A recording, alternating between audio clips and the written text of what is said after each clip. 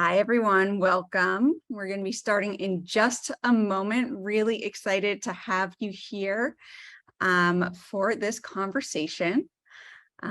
Yes, we're going to start in just one moment, and I'm going to share a little bit about the wonderful guests that we have with us here today. My name is Sarah Skabursky.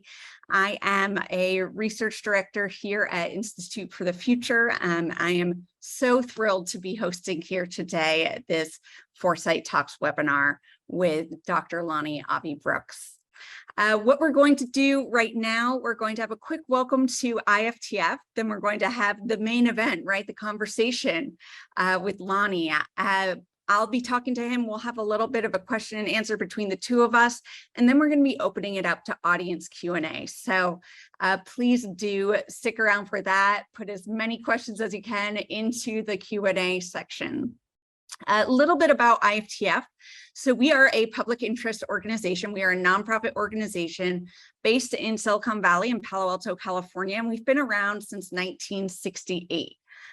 Which means we've been around for quite a while. We're trying constantly in our past over 50 years to help organizations, to help individuals, and to help communities think about longer term futures more strategically, to really combat this idea that we just are so sort of focused on the close in things and dealing with that day to day and stretching out to have more strategic conversations that lead to transformative action.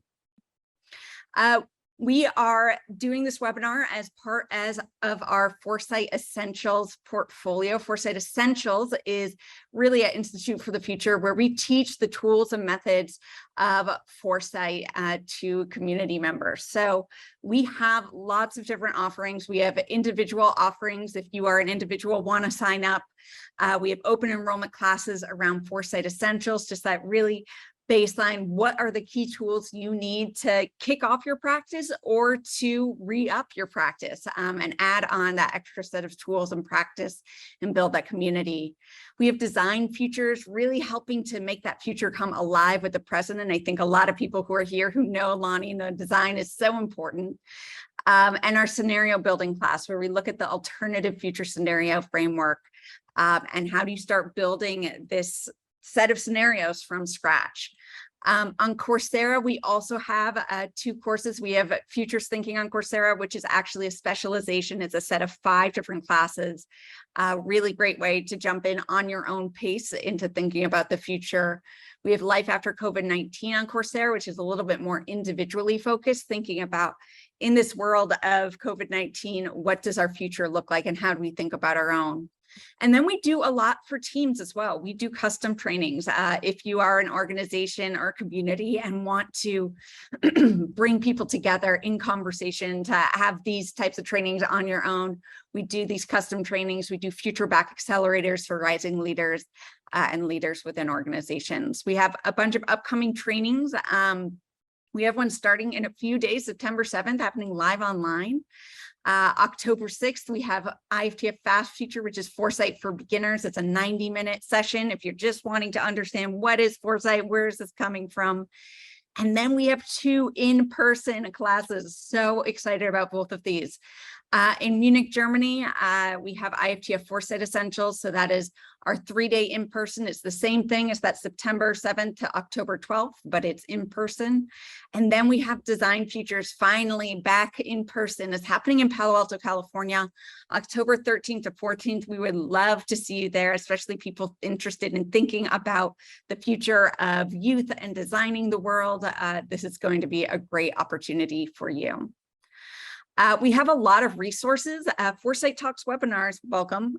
You are at one right now. That is when we talk to people outside of IFTF to learn about their foresight practice, how they're bringing foresight to the world. We have Ask a Futurist webinars where we talk to IFTF full-time staff. We have an incredible community, Urgent Optimist. It's a community platform coming from the amazing mind of Jane McGonigal.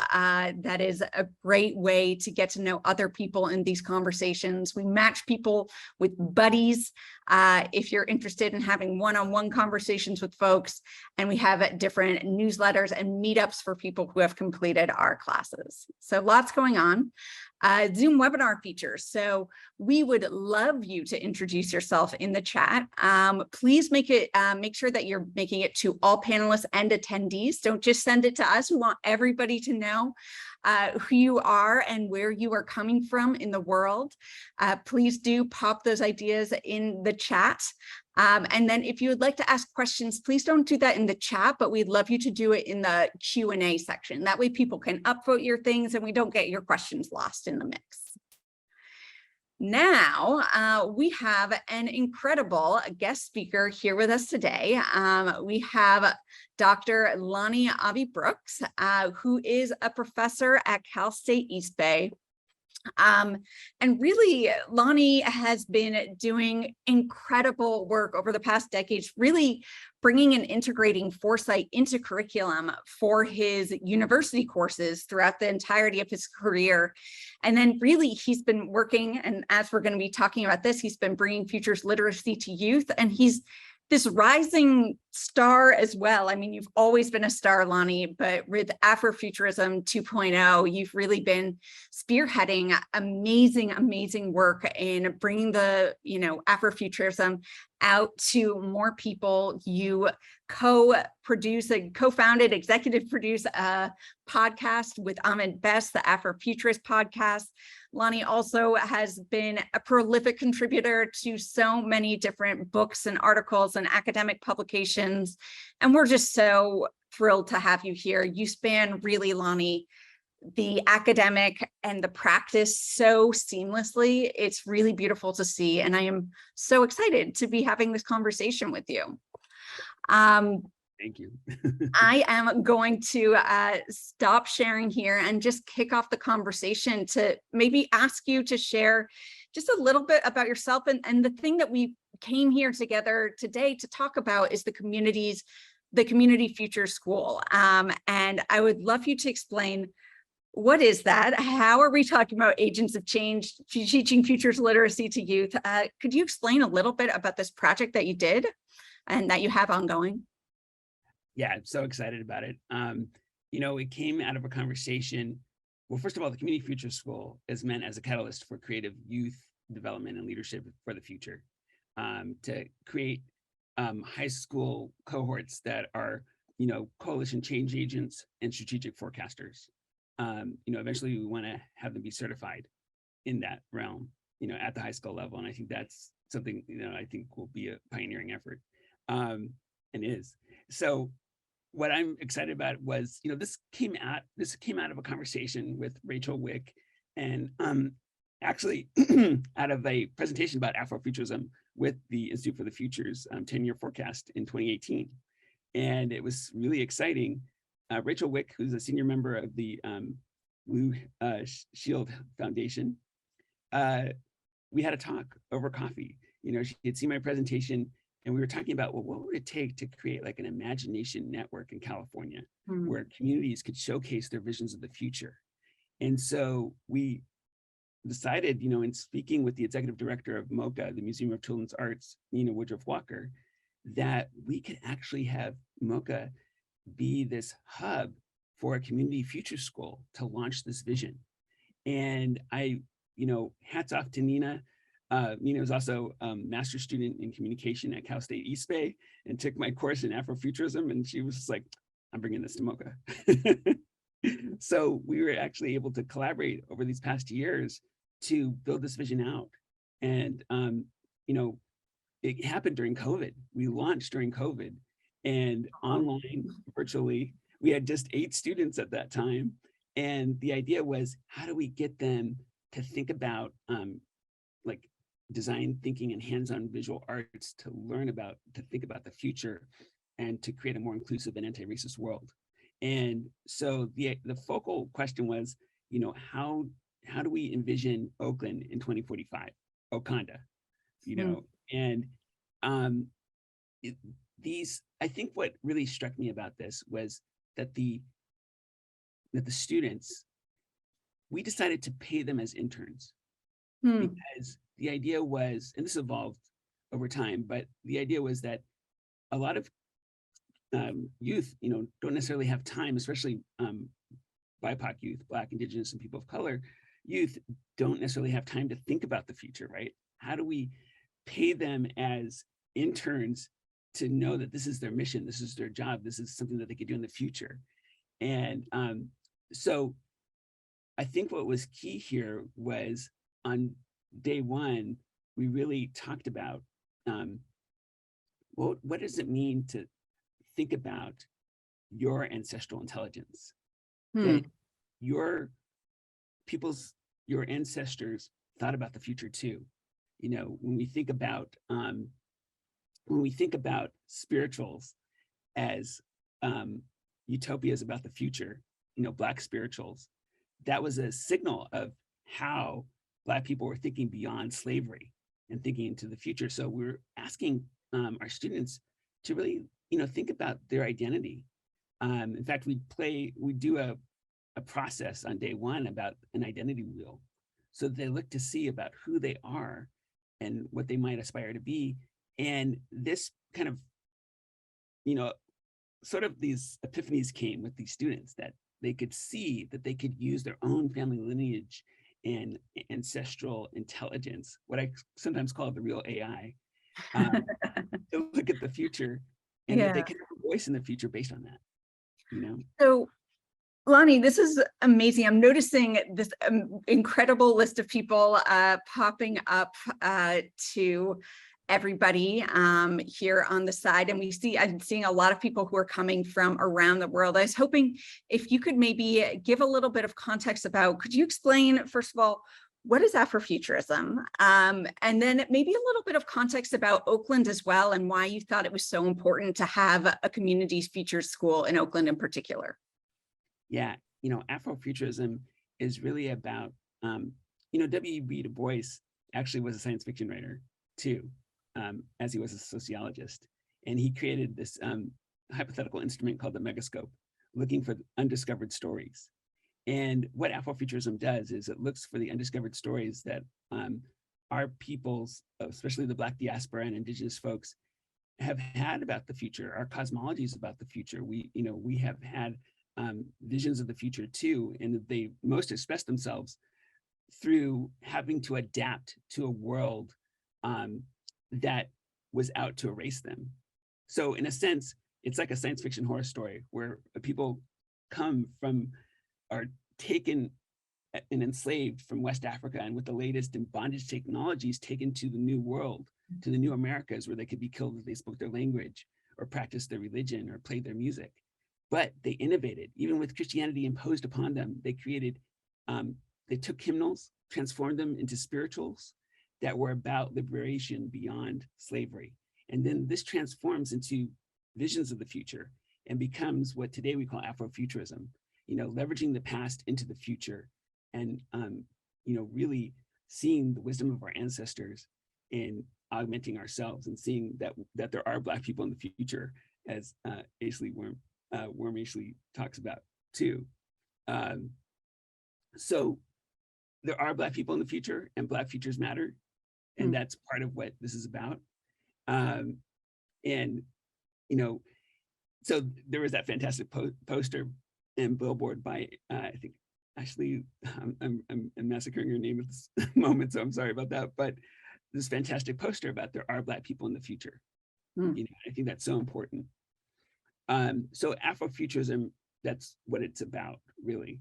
And then how do we bring this to our students at the Community Future School, which is really introducing them to the basics of forecasting, and then talking about Afrofuturism, and also talking about Indigenous futurism as well, and queer futurism. So we see that there's many varieties of alternative visions of the future available to us.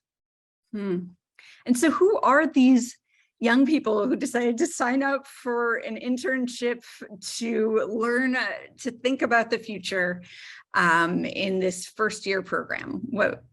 Who are these people? Yeah, these are high school students across Oakland, from Oakland Technical High, from charter schools in Oakland. One of them was founded by Erica Huggins, or named after Erica Huggins, as a Black Panther Party leader. And yeah, it was created by her too, one of the charter schools there in Oakland. Skyline High School, a number of high schools across Oakland.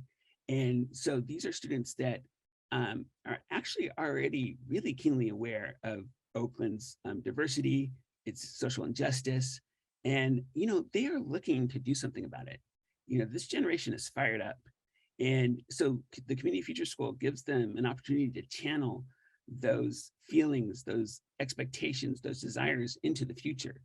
And what we noticed, because MoCA has usually been, the Museum of Children's Arts in Oakland has been usually oriented towards younger kids. And so this is, one of the, not one of the first times, but that they're really consciously bringing high school students to the Museum of Children's Arts. And these students, have gone through COVID. They have anxieties and things that have been ongoing in their world that they're eager to talk about. And they'll tell you what's going on with them. And so they're eager to find solutions to what they can do. And so that's really important, because Oakland, is this, it's been called the Brooklyn of the West now. It's actually becoming a real popular destination in terms of a world-class city, but it has a heritage of social injustice and homelessness and, key issues that we still need to solve for, right? And with the community and gentrification. So Oakland, as tech jobs rise here, Oakland becomes, a next hub for cheaper rental space too. So how do we address these issues? And so our goal with the students is to create a youth manifesto for Oakland in 2045. What does that look like? And how do you get them there? Like, how do you get them to think about, I mean, yes, you sort of have fantasies about the future, but you've been thinking about foresight for so many years. How do you start this conversation about foresight in the future and how to go about it systematically? And through art. I know, you were at MoCA, so maybe if you could talk about the role of art as well. Yeah, I mean, we have this great, it really does take a village. I mean, there's Roxanne Pageant, Ashley Ford, Kaya Fortune, and Alex Miller. And these folks are so key, including Nina Woodruff Walker, in really grounding the future into practice. So, and I'll show later about like what our first lesson plan ever looked like. But the idea was to ground them in terms of understanding their identities, where they are, sort of their kind of ancestral foundation. And then we also say, where the future is where we meet our ancestors to create new possibilities. And so we ground that in, teaching them about what some basics are about futurism, about futures studies. We also talk about Afrofuturism, like from day one. And we have a game that we play called the Afro Rhythms from the Future game too, that was inspired by Stuart Candy and Jeff Dunnigan and Jeff Watson. And in that game, we center BIPOC folks in the future of algorithms. And we play that game, we get them to think about their identities and what kind of futurist would they want to be in the future? Is it a storyteller? Is it an architect, of the spaces in the future? What does it look like? How are they, kind of a librarian in the future too? Like, so different types of innovative identities. We even have one called Survivor. What does that look like? And so the idea is to really get them doing something. They have a journal where they start noticing signals right away. And in Oakland, it's not too hard to find that. We really start with this, and we'll talk more about this later too, but that kind of traditional model of forecasting is for signals, as you look at the social and the technological and the environmental and economic and the political, but we put art in front of that. We call it A-Steep, where art becomes a focal point as a grounding for looking at signals, because the aesthetics of the future are so important, because the aesthetics represent who we are, who we aspire to be, what our identities encompass, our full humanity, in other words. So it's really important to really point to that and to look at art and really kind of, I think this is, this has had some focus in some articles, but probably not nearly enough attention. How do we use art as scans for the future? And how do we use art as a tool for healing, to create alternative memories of the future that heal us and heal each other? And I think that's really key. So, we have the great consulting advice of Dr. Sarah King as a neuroscientist with us, and also, really fantastic writing by one of IFTF's own, Jake Dudigan, on this very subject. How do we create cognitive prosthetics, limbs in our mind that can build the future and anticipate alternative memories of the future that heal us? Wow. So could you maybe talk me through that lesson plan of sort of what happens? And then I know you also have a video of one of the young people who went through the program. So that might be a great thing to throw up as well. I'd love to see that. Okay, Yeah. let's set up. So bear with me as I get this up. I'm going to go to my main screen here, and we'll go down. And here, I'm just gonna, can you all see that? I can. Okay, I'm great. hoping that means everybody else can too. So, when we were online, we just decided to do like an hour a week, just sort of a way to introduce them to future studies, kind of quick and easy, that, because during COVID, the last thing people wanted to do was just be online for hours and hours. So we start with the identity wheel and introducing ourselves. Ask them what their name is, their pronouns, their favorite musical styles. We ask students to use their journals that we give them to write down their notes and thoughts and ideas that interest them. And so you can see this identity wheel that's used globally already, but we're using it as a foundation to talk about the future. And then I gave a pretty quick talk on Afrofuturism, and really like accentuating the Black Speculative Arts movement that was co-founded in 2015 by Ronaldo Anderson. But it really came out of this exhibition in New York City called Unveiling Visions, The Alchemy of the Black Imagination. And so what we want to introduce the students to and show them is these visions of the future by people that look like them, that people that represent them, and sort of how do we kind of live into these visions of the future, or alter them, or edit them, or have agency over them.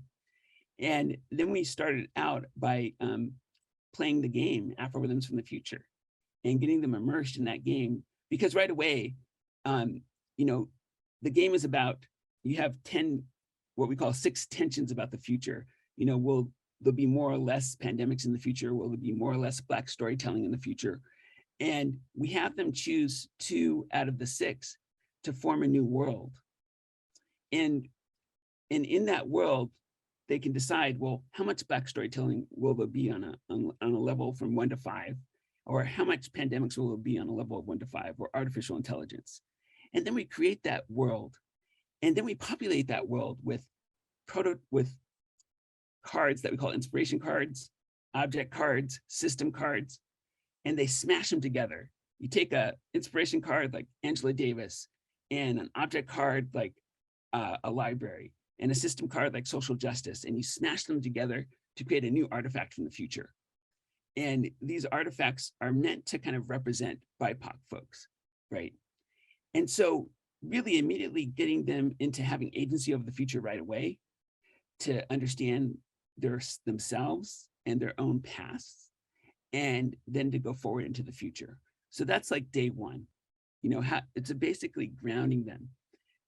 There's a thing called the Congo Cosmogram, where the Congo tribes people actually have a diagram of a journey through life. And so the first half is ourselves in the present, the bottom half is our ancestors. And at the line where they meet are called Kalunga lines, where we meet our ancestors to build the future. So, yep, that's day 1. So that was day 1 online. How has it changed? Because this has happened multiple years in a row now, right? Yeah. How has it changed since you went in person? Yeah, what does that look like? Yes, I mean, we had so many students for the past 2 summers, and almost too many.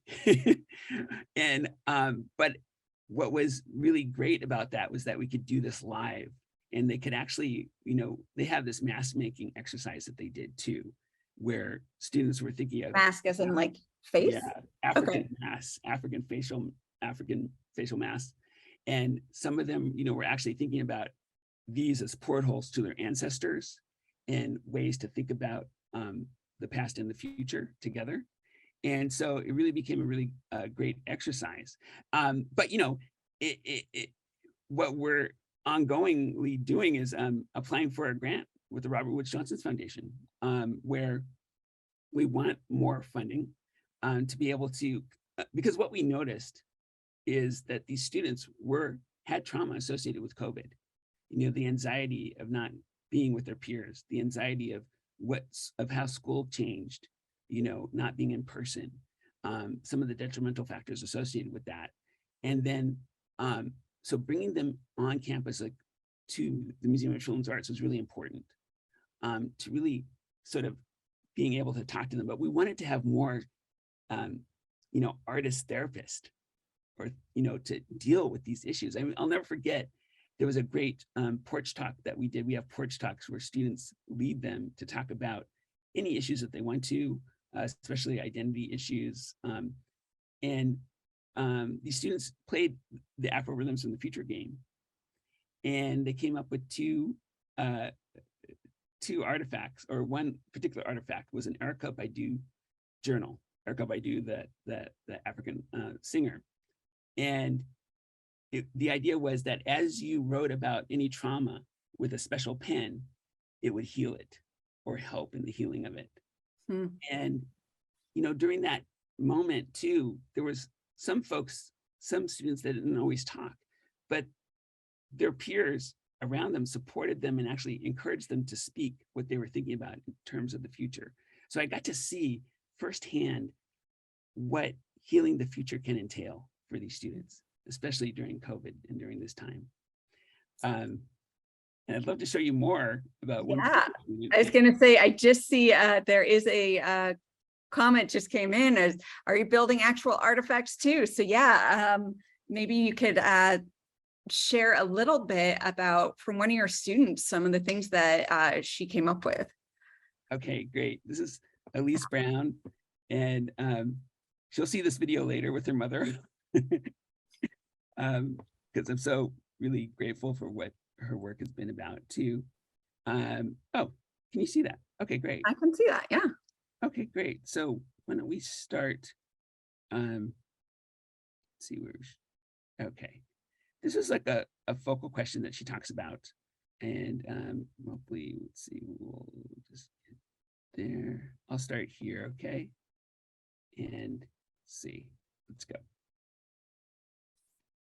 Scans, we had a focal question. In terms of identity and restorative justice healing, how might Oakland look in 2045 to create a restorative justice city? Can you all hear that? Okay. Yeah.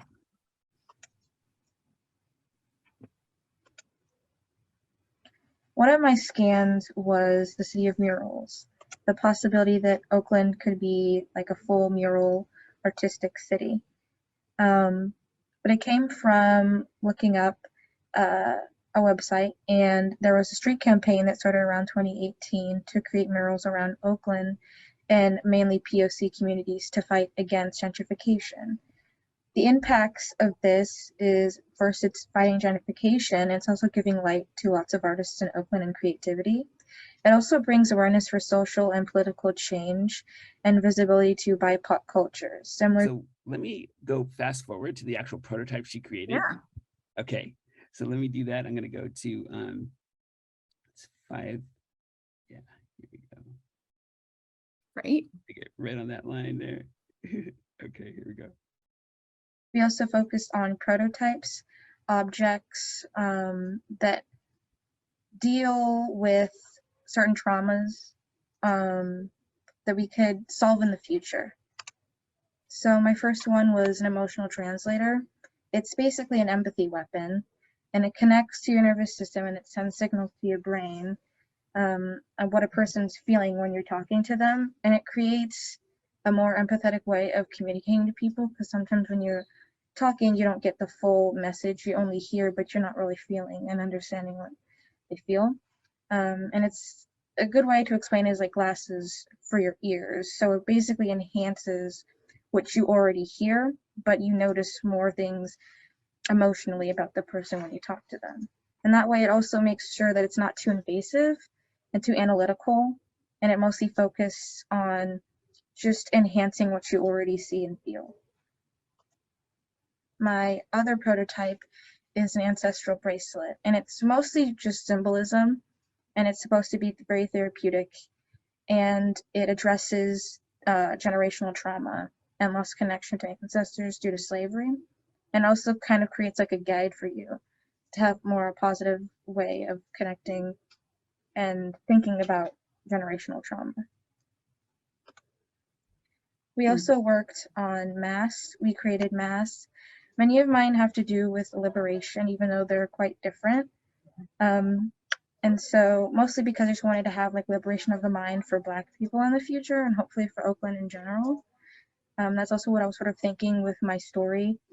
Oakland in 2045 would be a very liberating place. I had lots of also concept drawings, storyboards, and larger drawings that I worked on in MoCA as well in the future school. Character design, outfit, and a lot more. Thank you. All right. Wow. That's pretty exciting. And how did you get her, I mean, to that place? I'm just trying to think about, like, how do you work with adults to get to a place of creating artifacts? Does that differ when you're working with young people? How was your approach sort of changed by the age? Well, I think really handing it off to our great teaching artists at MoCA, like Kaya Fortune, Roxanne Pageant, Alan Clark, one of our local artists who now lives in Portland, and our outside guest speakers like Latrice Gaskins and Tim Fielder. But Kaya in particular led them through a storyboarding process of how to implement their visions. So really having an artist on the ground that can walk them through translating their ideas and their visions onto paper, is really important. So along with the guest speakers and well, myself included, to kind of talk to them about what the future entails, they can then use the tools of art to implement them. And Latrice Gaskins, I'll never forget too, was just able to bring her use of AI Dream Deep technology and teach the students how to do it on the ground as they were doing it. And this was virtually. So the students were creating AI collages themselves using their own photo collections. So so I think, we had several discussions, and also playing the game. Afro-Rhythms in the Future was a really great generator of ideas for them. So a lot of ideas would come out of this and then translated into the artistic process. So that was really inspiring to see. So, and they talked it through, because sometimes they're not used to having agency in this manner over the future. And a lot of times they're coming from academic backgrounds where, they're told kind of step by step what to do, right? Mm-hmm. And so this is a time where they were more free. And so they had questions along the way, like, oh, am I doing this right? And we tried to, afford them more and more agency. And I think that's what they gained as an ultimate outcome of this, and one of the outcomes that we're going to have publicly is that they go into the Oakland Public Library and speak about Afrofuturism, as a presentation, similar to what Elise is doing here in this video. Wow. So that's really, kind of a real world community outcome that we're going to see for the future.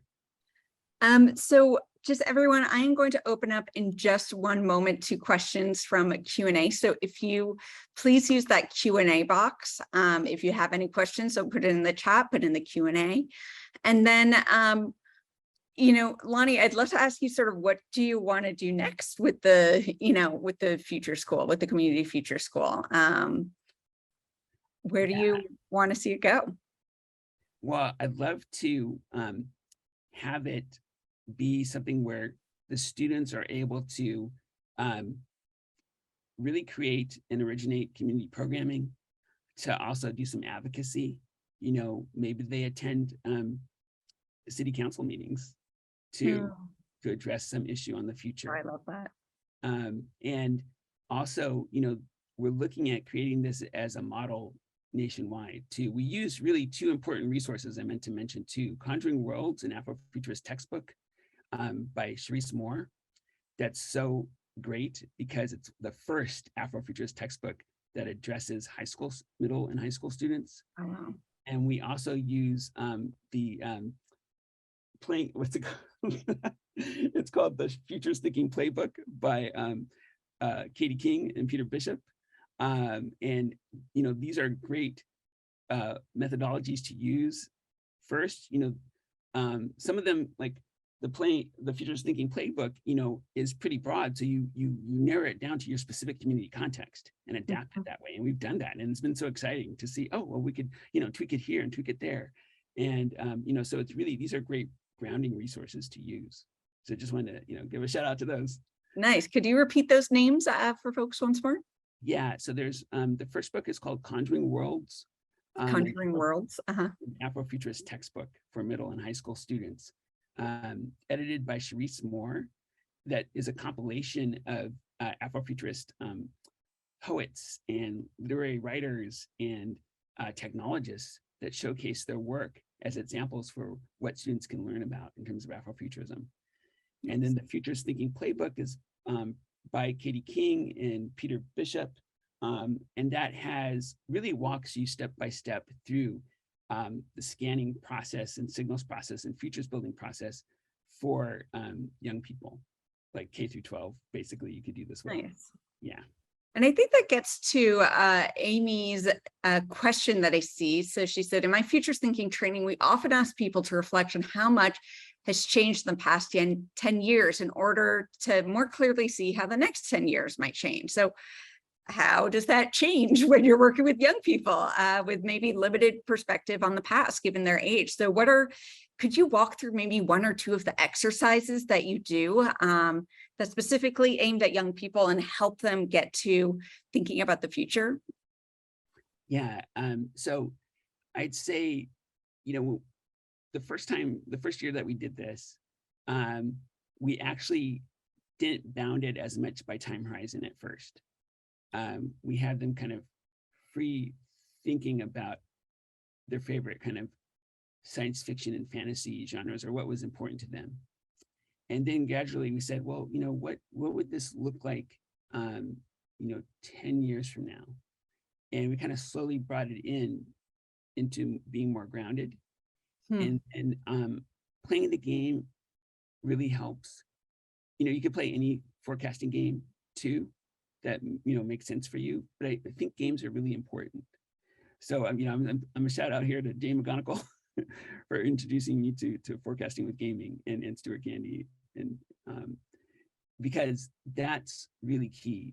That's how you generate these ideas, and then you talk with them about well, what's going on in your personal life, what's relevant to you, what's an issue that you want to solve for the next 10 years, and it went everywhere, from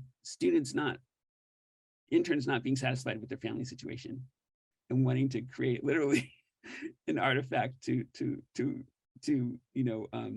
erase some of their parental discomfort, to thinking about issues of social injustice and emotional empathy. So Alan Clark actually did this really fantastic lesson around empathy weapons.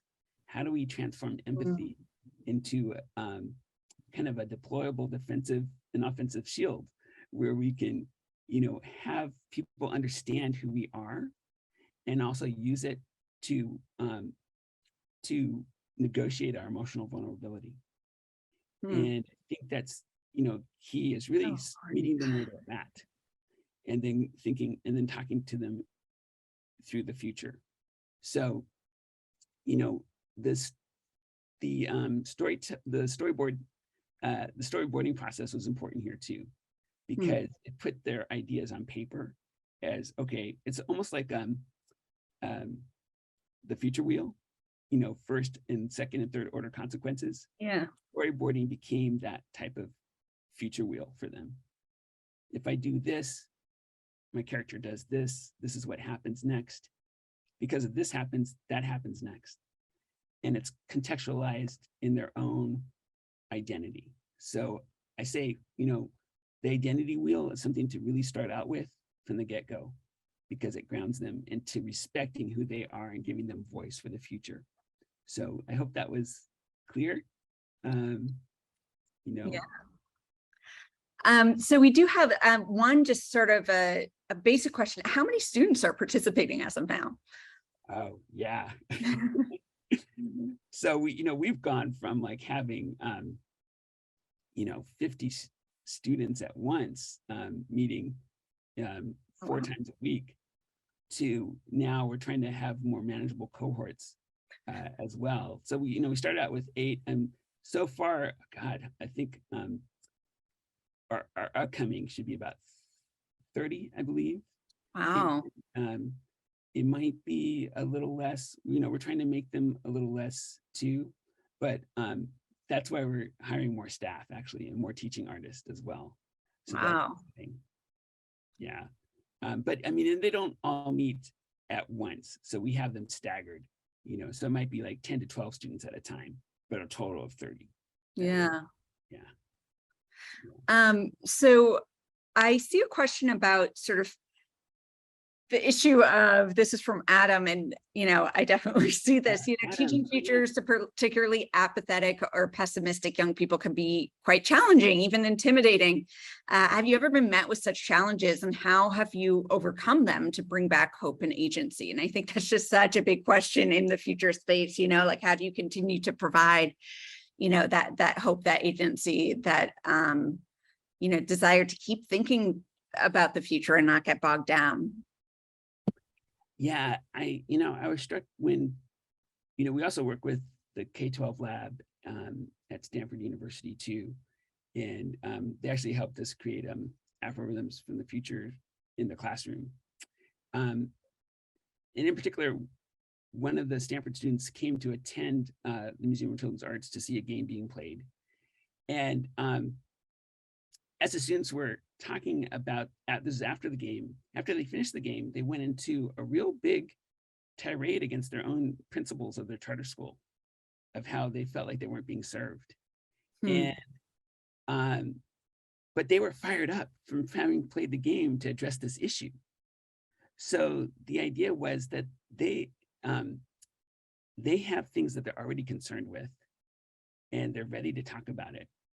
And I think it was really inspiring for them to also have a student from Stanford there too. One high school student said, "Oh, I'd like to go there," and it really touched me to see that these students are kind of ready to talk and ready to talk about the future. So, sometimes it's not always easy, like during the summer months, where again, you're faced with the same old issue of students on their cell phones sometimes. But then, we get them involved. We say, okay, let's play, let's play the game. Let's draw something, and so, and we really try to keep it so that they're engaged about some issue that it's, that they're really worried about, that they're concerned about. So ground them in something that they care about. Yeah. Again, meeting them where they're at to talk about the future too. And there's an intriguing question about looking at the Futures Thinking playbook, and then looking at Afrofuturism, and where you found sort of that was complementary, what maybe modifications you might have made to make it more, in line with Afrofuturist approaches, if there were activities that felt particularly, revelatory and really worked. So just sort of thinking about those two things and those two resources that you talked about as well, like how do they work in concert with each other? Yeah, well, with the playing Futures Thinking Playbook, they have this list of, what kind of futurist you might want to be or who are you, and that we tweaked to more of an Oakland context, like in terms of what does it mean to be kind of like a hustler survivor in a future world, what does it mean to be a Black storyteller or an Indigenous storyteller, or talking about food.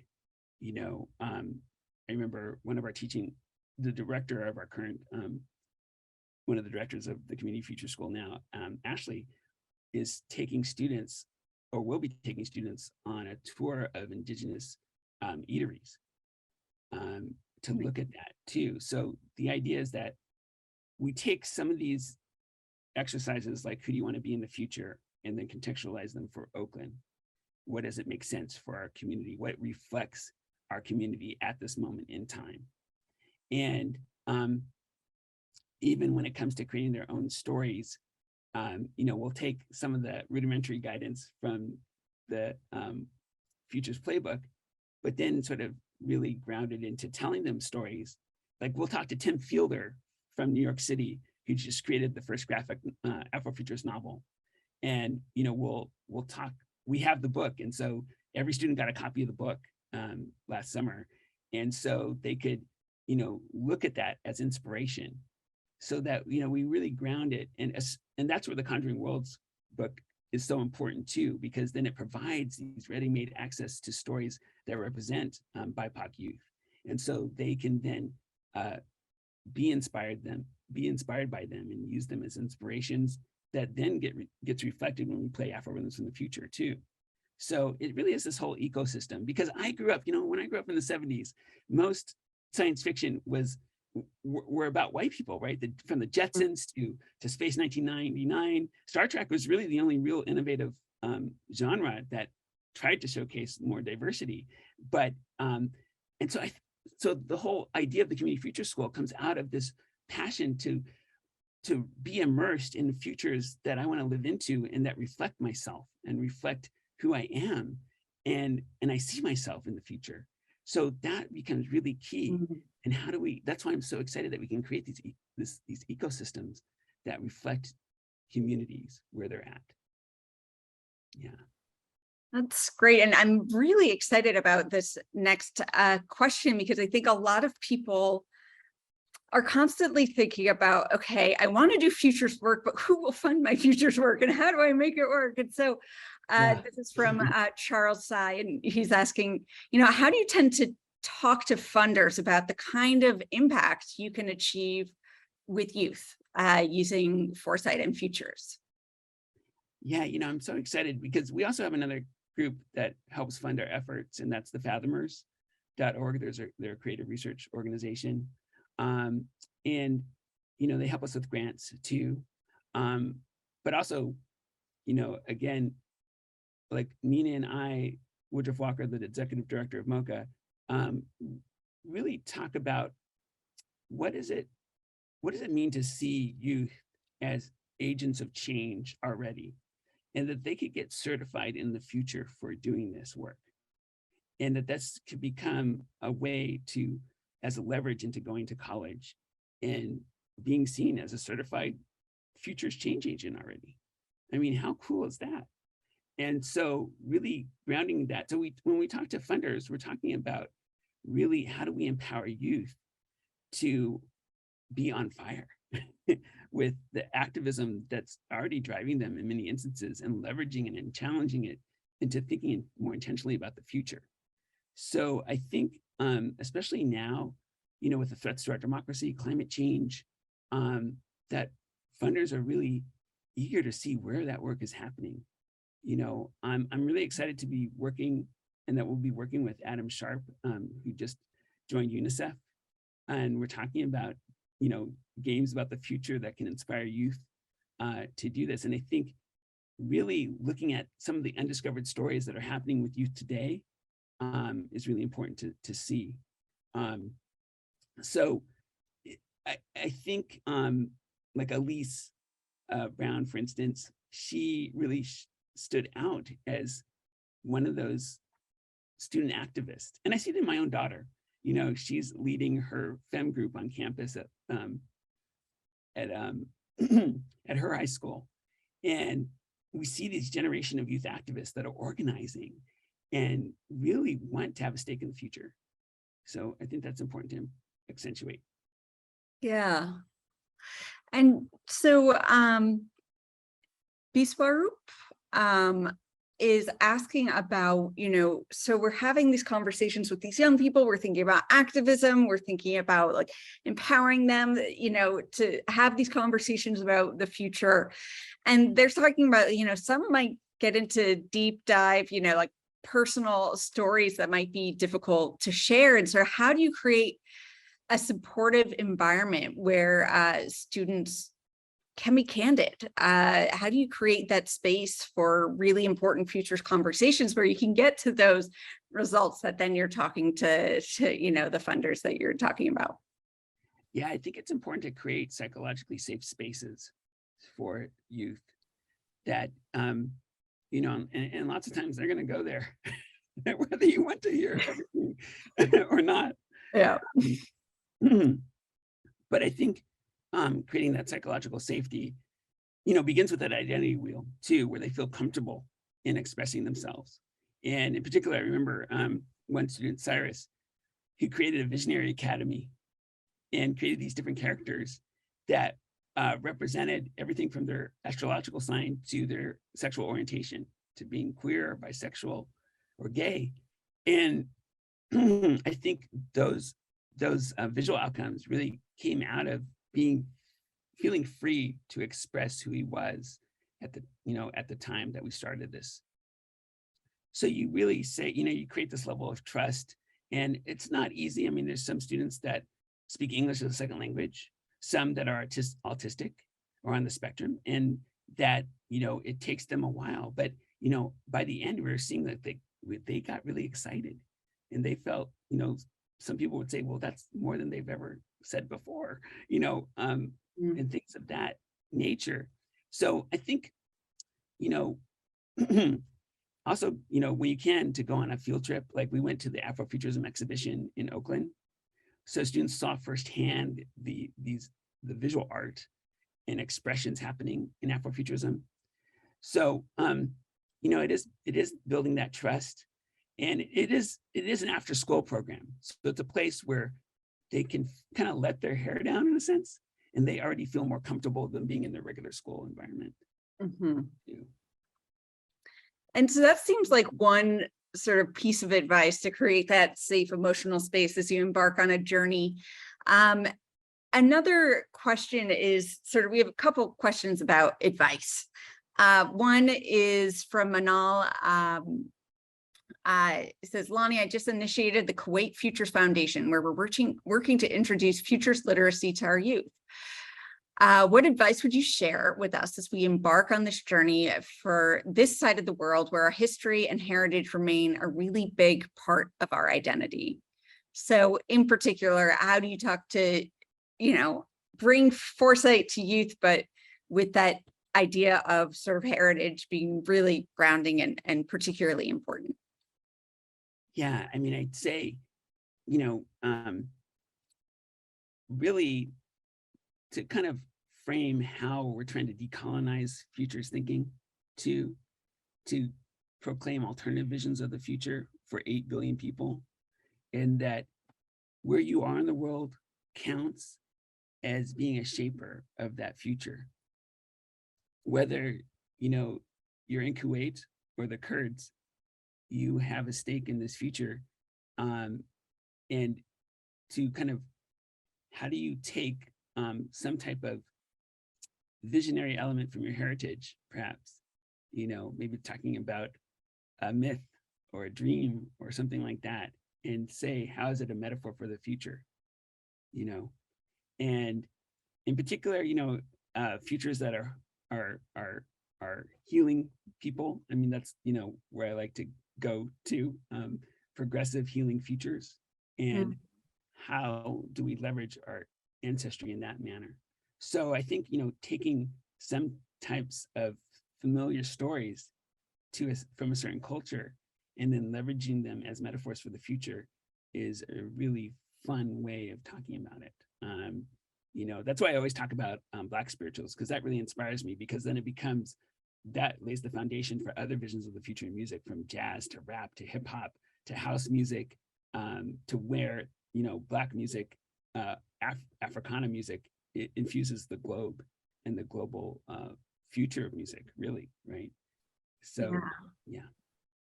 Lonnie, this has been so amazing. I want to thank you so much and ask for the local folks in the room. There was a question: when do you anticipate having them speak at the Oakland Public Library? We'd love to hear from their mouths. Well, in the upcoming year, especially in 2023, we'll be leveraging that and hopefully implementing that program soon, maybe even this fall. But we're really excited about it. And so, you know, you'll see it in a library near you in Oakland soon, especially downtown. And, you know, we have great relationships with the folks down there.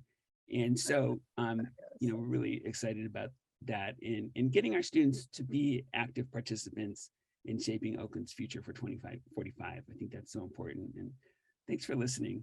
Yeah. And thank you, Lonnie. We are just so delighted to have you here. And I'm delighted to share that our next Foresight Talk is actually with somebody that you referenced so wonderfully. Stuart Candy is going to be speaking to Jacques Barcia, who is a research fellow with us. He's the co-creator.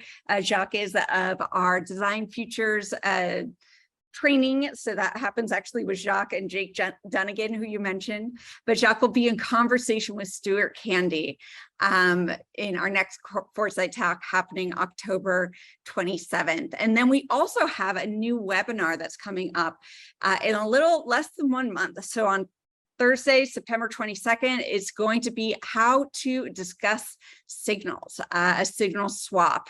We talk about signals as being so essential to the work that we do. How do we bring that in? I hope that people come with wonderful art signals and drivers of change that they're seeing, or I saw somebody in the chat mention C for creative. Please come and bring those ideas and help just continue to grow our futures community. If you have any ideas for Foresight Talks that you'd like to see, or trainings, as I mentioned, we have 2 coming up in person in October. We'd love to see you there. And Lonnie, just thank you so much. This is going to be available within the week online, and it's just such a pleasure to have you as part of our community. Thank you, everybody, so much for joining and for thinking about the future and for thinking about young people and how to authentically bring new voices into our conversations. So thank you so much, and see you next time. Thank you, everybody. Thanks, Sarah, so much for having me.